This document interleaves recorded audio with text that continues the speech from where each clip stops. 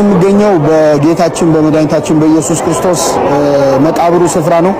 እንኳን ለብርሃነ ትንሣኤው አደረሳችሁ። በእጄ ያዝኩት ቅዱስ እሳት በመባል የሚጠራውን እሳት ነው።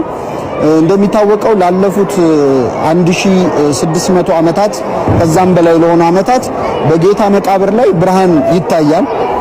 በዚህ ቦታ ላይ የሚለኮሰውን እያንዳንዱ ሰው የያዘውን እሳት ፍጹም ለማመን የሚከብደውና የማያቃጥለው እሳት ቅዱስ እሳት። እነዚህ ከኋላ የምትመለከቷቸው ሰዎች እንግዲህ እሳት ነው። ነገር ግን ይሄ እሳት ጺማቸውን ሲነካው ሰውነታቸውን ሲነካው አያቃጥላቸውም።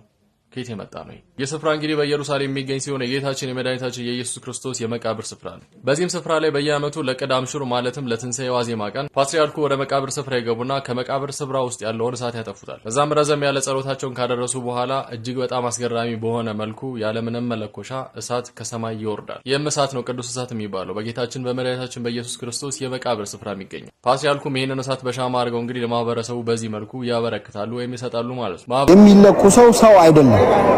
በዛሬ ጠዋት የቀዳም ሱር ጠዋት ላይ የጌታ መቃብር ውስጥ የሚበራውን እሳት ሊቀ ጳጳሱ ገብተው ወይም ፓትርያርኩ ገብተው ያጠፉታል።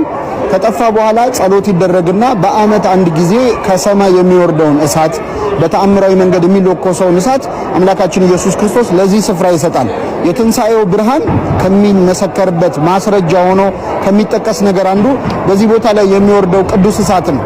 እሳቱ በወረደበት ቅጽበት ላይ በቦታው ለሚገኙ ሰዎች ከምናየው እሳት የተለየ ተአምር ይታያል። ወደ አረንጓዴ አይነት ቀለም ያለው እሳት ይወርዳል፣ በሰዎች ፊት ላይ ይሄዳል። ብርሃን አለው ግን አያቃጥልም እና በዚህ ቦታ ላይ የጌታ የትንሣኤው ብርሃን በዓመት አንድ ጊዜ በዛሬው ዕለት ተገልጿል። ዛሬም ጠዋት እንግዲህ የምትመለከቱት እሳት ወርዷል ማለት ነው። በጣም የሚገርመው አሁን በእጄ ያዝኩት 33 መብራቶች ነው። እነዚህ 33 መብራቶች የሚያመለክቱት ጌታችን በምድር ላይ ለ33 ዓመት መቆየቱን ነው። በሚያስደንቅ ሁኔታ ይህ ብርሃን ለ33 ደቂቃ ያህል ወርዶ በሰዎች ፊት ላይ ይሄዳል፣ ይነካቸዋል፣ ነገር ግን አያቃጥልም። ከ33 ደቂቃ በኋላ ግን በምትመለከቱት መልኩ ወደ ምናውቀው አይነት እሳትነት ይቀየራል ማለት ነውና ይህ እጄ ላይ የምታዩት እሳት የትንሣኤው ብርሃን ነው።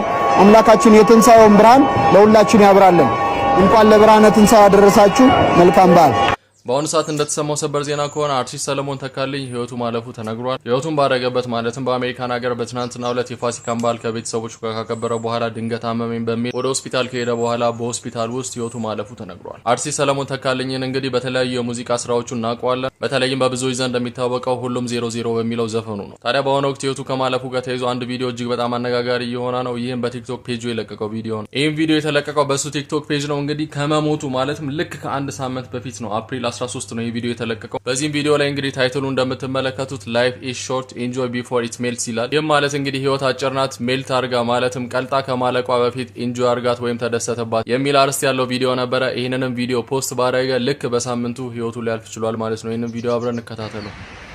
አንዳንዴ ከፖለቲካውም ከማህበራዊ ህይወቱም ከጭቅጭቁም ከንዝንዙም ከሰላማዊ ህይወቱም ወጣ ብሎ ለተወሰኑ ቀናቶች ራስን ማዝናናት መንፈስን ያድሳል ብያምናለሁ። አሁን የሚገኘው ከምኖርበት ከአትላንታ ከተማ 10 ሰዓት የመኪና ርቀት ላይ የሚገኘው ፍሎሪዳ ቢች ነው። ውጡ፣ ተዝናኑ። ብቻ ዓለም እንደሆነ በማናውቀው ሰዓት ቅጽበት ምን እንደሚፈጠር አናቅምና ነገን ትተን ዛሬ እነዚህ ህይወታችንን አርቲስት ሰለሞን ተካልኝ መሃል